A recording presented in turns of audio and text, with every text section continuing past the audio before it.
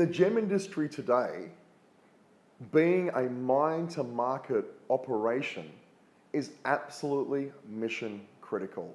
It allows you to get the best possible price, it allows you to get the best possible quality, and having that direct relationship with the people mining the gemstones also gives you the first mover advantage, apart from the fact it's always cool to go off in these far-flung locales. When I judge a gemstone, the first thing to consider are the three factors that make a gem, because that's a useful way to assess and rank a gem, and that's beauty, rarity, and durability.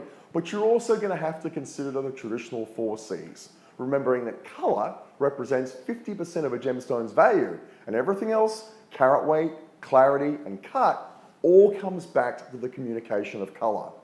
Ask questions about country of origin as well, because that can sometimes demand a premium for certain gemstone varieties. And lastly, you've got to consider gemstone enhancements. It's okay as long as it's permanent, stable, and disclosed. The most unusual gemstone I've ever seen, I've actually also sold. And it was around about a 2-carat, semi-transparent, faceted talc crystal. Now, talc is the world's softest gemstone, and this truly was a collector's piece. It was a beautiful pastel blue, but whenever we handled it, it had to be wrapped in cotton balls, and it had its own special little box. But it went to the home of a very esteemed collector in America. I have an amazing selection of gemstones in my personal collection. Oh, so many. A beautiful Madagascan ruby set in a white gold ring with diamonds that my wife wears. Her engagement stone, of course, was a traditional engagement stone, a beautiful blue sapphire, again from Madagascar, from Malacca. I've got beautiful emeralds from the Fernão Dias mine in Nova Era in Brazil, a fantastic amber collection covering many locales, boulder opal, some really fantastic gemstones, and I just keep buying more. That's the problem. They're kind of addictive, and I absolutely love having a beautiful gem collection.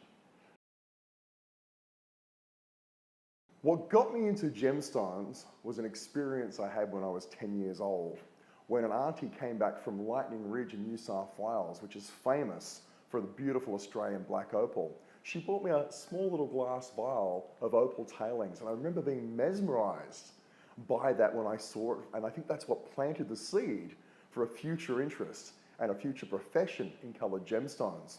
But the big thing that got me in the gem industry was when I moved to the international gem hub of Chanthaburi, Thailand, 16 years ago. In the gem industry, it's not just what you know, it's also who you know. If you don't have good relationships with suppliers, with miners, with lapidaries, you're not going to get offered the best gemstones, you're not going to be able to source the gemstones, and you're not going to be competitive. My 3 favorite gemstones that come to mind. Well, I feel like I'm playing favorites when I only get to pick 3, but just off the top of my head, I gotta say Lightning Ridge Black Opal, because I am a proud Australian and it is my national gemstone, and it is the king of the opals, the best opal you can get. Second one, Tsavorite. Without a doubt, my favorite green gemstone. If you don't know about the beauty of Tsavorite and how it's a little bit different to an emerald, worth doing some research. And last but not least, this one's gonna surprise people, another favorite is amber. I love amber, whether it be from Burma, Indonesia, or from the Baltic area. My favorite cut is the beautiful cushion cut. Why? Because it's an evolution of the old miner's cut, and I love that yesterday charm. I'm a bit of a traditional guy, and I love a traditional cut. My most frightening experience on a gem adventure was actually in Malacca, Madagascar, when I was going down a very small alluvial shaft. Now, your average Malagasy is a lot smaller than me. So it was a very tight fit. I was going down on a nylon rope and a plastic bucket. Usually I'm not claustrophobic. I have no issues in mines. I got down about 20 meters and my shoulders were scraping the shaft and it was starting to collapse. It's the only time the fear and the panic has hit me. I yelled up and they had me out of there in seconds because that was just too much. That was the most frightening experience. I've had so many funny experiences in the gemstone industry, but one that really comes to mind was actually back in Canterbury. I was grading Peruvian opal.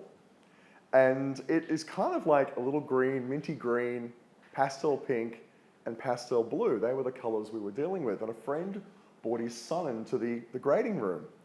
And they look a little bit like the candy Mentos. And next thing you know, I turned around and one of the kid had popped one in his mouth and swallowed it. For me, the most rewarding aspect of being a gemstone professional has been meeting the people in the gemstone industry. I've been blessed to travel to some exotic locales all around the planet and interacting with some really interesting cultures and cuisines and meeting fantastic people. I would have never had this opportunity if it hadn't have been for the gem industry, and I'm very grateful for this. When buying colored gemstones, my biggest advice for people, or my biggest tip, is to buy the gem, not the name. Assess the gemstone by the tenets that make a gem a gem. That's beauty, rarity, and durability. And it's a great way to rank and value colored gemstones. You'll also need to find a gemstone professional you can trust, and a little bit of research wouldn't hurt. Gemstones are special because they're Earth's natural treasures, which have been formed completely by chance, by sheer miracle, over millions of years. They're incredibly beautiful and provide a window on the past. But people should own them because of their beauty, because of their collectability, because of their rarity. And as I always say, we don't own colored gemstones. We're their custodians because they're going to be around for long after we're gone. When you're buying jewelry, there's actually only a couple of things you have to look at. Firstly, design. Make sure you like the design. But remember, aesthetics are preferential. What you like, I mightn't like, and vice versa. But there are three golden tenets, and that's proportion, symmetry, and finish. Those three factors will allow you to judge the quality of the jewelry and make the right purchase decision. Some of the favorite things, I mean, I love eating. I love all types of cuisine. Obviously, being in Thailand, Thai food is an absolute favorite. But I also like pretty much everything, except for zucchinis. Zucchinis are one thing I don't like. In terms of favorite beverages, I'm often referred to in Gem Adventure as the beer snob. I do like my beers, and often when I travel the world, I always try and tack on a few brewery tours, particularly to boutique and craft breweries, because it's one of my passions. I love films, science fiction, fantasy particularly, but also a great war film. Really enjoyed Fury with Brad Pitt when that came out. Favorite authors, I read a lot of history books, so a lot of factual authors like Lawrence Rees. He's a great World War II historian and television documentary maker. That's a really, really good author I recommend. Poem-wise, I like Ralph Waldo Emerson. Of course, he did the wonderful poem Rubies. They bought me rubies from the mine. I held them to the sun. They were like drops of frozen wine from Eden's vats that run. That's some of my interest and favorite things, yeah. Now, the answer to this question is going to surprise many, many people. Here we go, Burma.